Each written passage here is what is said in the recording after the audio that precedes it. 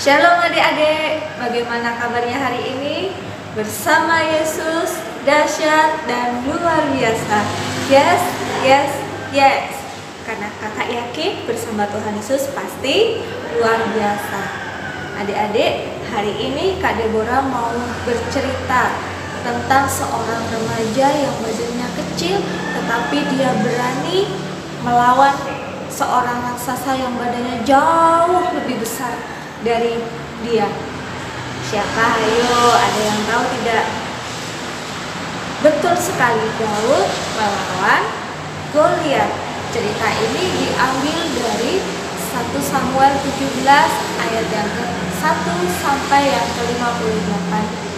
Penasaran bagaimana ceritanya? Yuk kita lihat sama-sama. Suatu waktu orang Israel dan orang Filistin akan berperang. Orang Israel berkemah di lembah Tarbantin dan orang Filistin berkemah di antara Soko dan Aseka. Saat itu Daud sudah bekerja pada Raja Saul, tetapi ia selalu pulang untuk mengembalakan kambing domba ayahnya. Saat itu ayahnya meminta Daud mengantarkan bertih gandum dan roti ke medan perang untuk kakak-kakaknya.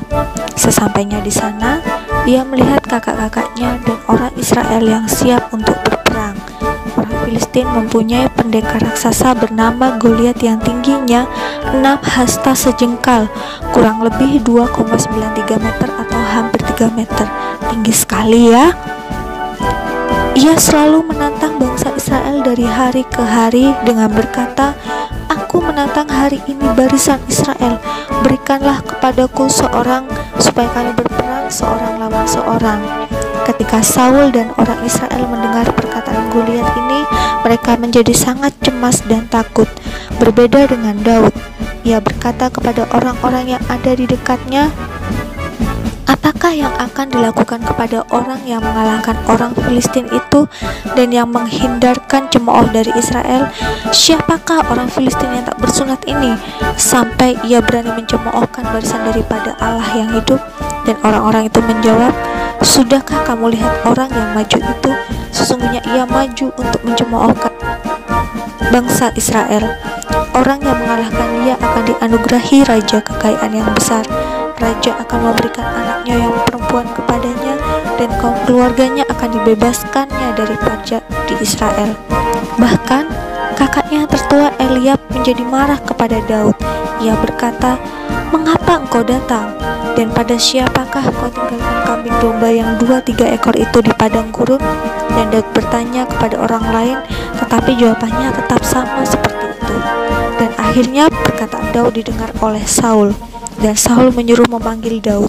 Saul berkata, "Tidak mungkin engkau dapat menghadapi orang Filistin itu untuk melawan dia, sebab engkau masih muda, sedang dia sejak di masa mudanya telah menjadi prajurit." Tetapi Daud berkata kepada Saul, "Hambamu ini biasa menggembalakan kambing domba ayahnya. Apabila datang singa ataupun beruang yang menerkam seekor domba dari kawanannya, maka aku mengejarnya, menghajarnya, dan melepaskan domba itu darinya, lalu menghajarnya dan membunuhnya. Baik singa maupun beruang telah dihajar oleh hambamu ini. Dan orang Filistin yang tidak bersunat itu, ia akan sama seperti salah satu daripada binatang itu, karena ia telah mencemooh barisan daripada Allah yang hidup." Daud juga berkata, "Tuhan yang telah melepaskan aku dari cakar singa dan dari cakar beruang, dia juga akan melepaskan aku dari tangan orang Filistin itu." Kata Saul kepada Daud, "Pergilah, Tuhan menyertai engkau."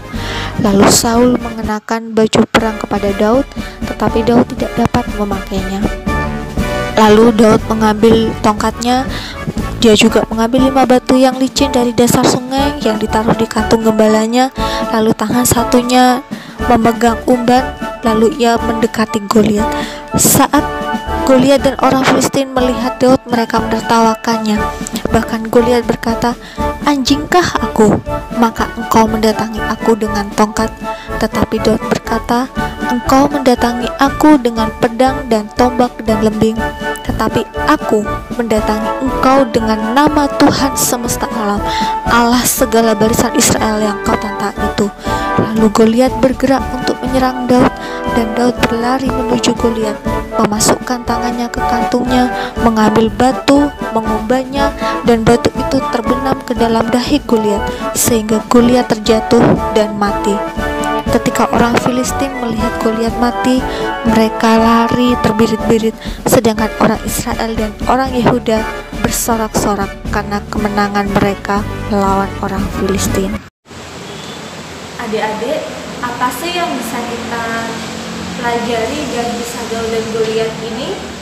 Yang pertama, jangan pernah takut. Adik-adik, di sini siapa yang pernah takut? Takut gelap, kemudian takut ditinggal sendiri sama papa mama, atau takut dalam hal-hal lainnya. Adik-adik, Daud pun juga mengalami ketakutan itu. Dia harus berhadapan dengan beruang, dia harus berhadapan dengan singa, dan sekarang dia harus berhadapan dengan pendekar raksasa dari orang Filistin. Tetapi Daud tidak pernah sekalipun takut, karena dia yakin dan dia percaya bahwa Tuhan selalu menyertai dia.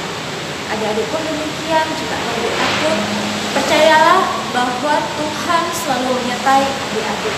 Lalu yang kedua, andalkan Tuhan selalu. Adik-adik, Daud tidak pernah mengandalkan kekuatannya sendiri. Tandanya apa? Waktu yang pertama, waktu Saul berkata kepada Daud bahwa kamu tidak akan bisa melawan dia, Daud berkata, Tuhan yang telah melepaskan aku dari cengkraman singa dan beruang, dia juga akan melepaskan aku dari tangan orang Filistin ini. Itu yang pertama.